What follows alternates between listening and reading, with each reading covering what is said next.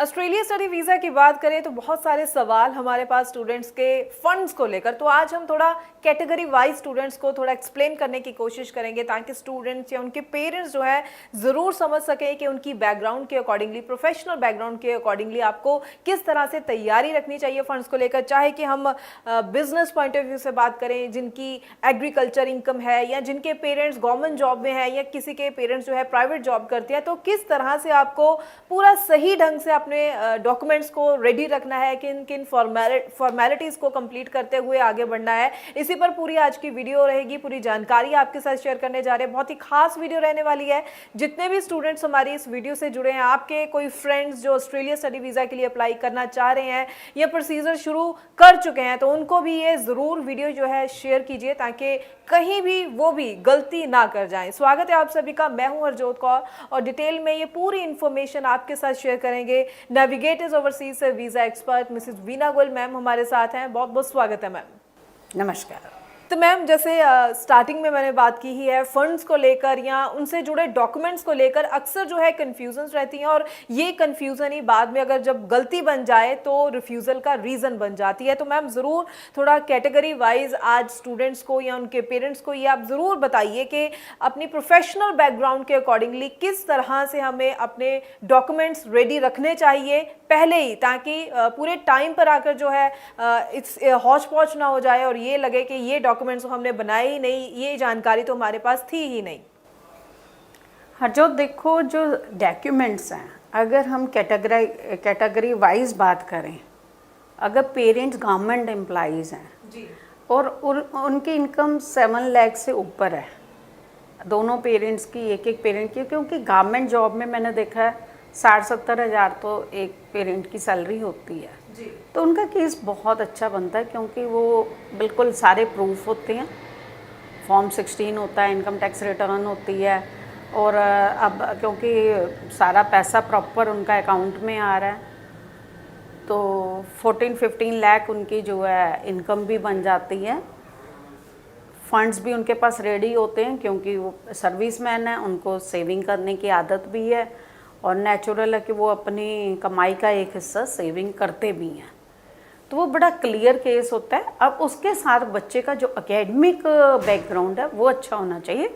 अगर वो दोनों चीज़ें मैच करती हैं, बच्चा नॉन मेडिकल का है, मेडिकल का है या कॉमर्स का है एंड परसेंटेज अच्छी है, गैप नहीं है ज़्यादा, या अगर बच्चे ने ग्रेजुएशन की हुई है और जॉब कर रहा है, उसकी भी अकाउंट में सैलरी आ रही है और उसके पास सारे प्रूफ हैं, तो ये केस हाई प्रायोरिटी पे जाएगा क्योंकि इसमें सारा कुछ जो एम्बेसी को चाहिए, जो यूनिवर्सिटी को चाहिए, वो सारा कुछ मिल रहा है। जी जी जी, ठीक है, बिल्कुल। तो मैम, जैसे हम एग्रीकल्चर बैकग्राउंड की भी बात करते हैं तो क्या क्योंकि इतना कई बार देखते हैं जिनकी खेती बाड़ी का काम है वो कई चीज़ों का ध्यान नहीं रखते, कई तो अपनी इनकम टैक्स रिटर्न भी नहीं भर रहे होते, तो क्या आप देखते हैं मौजूदा, अगर हम बात करें कुछ प्रोफाइल्स या कुछ पेरेंट्स जब आपके पास आते हैं, किस तरह के डॉक्यूमेंट्स उन्होंने रेडी ही नहीं किए होते जो बाद में मुश्किल बन जाती है?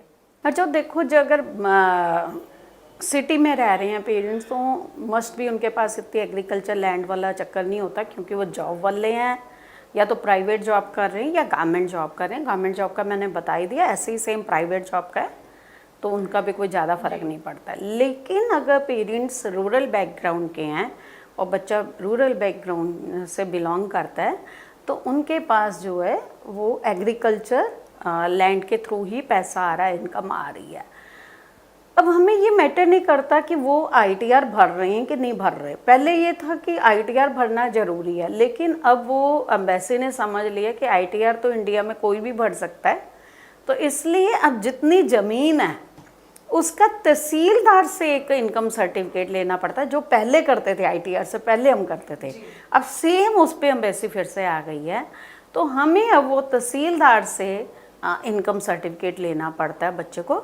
और मतलब उसमें जैसे मैं बता रही हूँ आपको कि इनकम 12 लाख से ऊपर हम चाहते हैं और दोनों पेरेंट्स की मिला के अगर इनकम 12 लाख से ऊपर आ जाती है और सेविंग 3 मंथ्स ओल्ड हैं और बल्क सेविंग अचानक ना डाली हूँ या फिर कोई लैंड सेल करके डाल ली हो, फिर कोई दिक्कत नहीं है, या फिर उन्होंने कोई लोन लिया हो, क्योंकि अब जो प्राइवेट बैंक्स हैं वो एग्रीकल्चर वालों को लोन इजीली देते हैं अगर उनकी लैंड 5 एकड़ से ऊपर है, तो या तो लोन ले लें वे, या उनकी अपनी सेविंग हो और तहसीलदार से इनकम प्रूफ लिया हो उन्होंने, या प्रॉपर्टी सेल की हो जो कि प्रॉपर ऑनलाइन आनी चाहिए।